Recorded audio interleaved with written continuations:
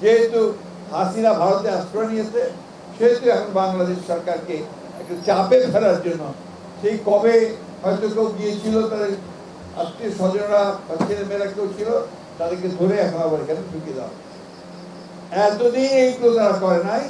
এখন যেহেতু আওয়ামী লীগ সরকারকে উৎখাত করা হয়েছে, যেহেতু হাসিনা ভারতে আশ্রয় নিয়েছে, সেহেতু এখন বাংলাদেশ সরকারকে একটু চাপে ফেলার জন্য তারা সমগ্র বাংলাদেশের বর্ডারে এই পুশিং শুরু করে। শুধু তাই নয়, প্রিয় ভাইয়েরা, আপনারা নিশ্চয়ই জানেন যে আমরা এখন পর্যন্ত আমাদের যে পানির হিস্সা, সেই হিস্সা আমরা পাই। আমাদের বর্ডারে গুলি করে হত্যা করে মানুষকে ভারত।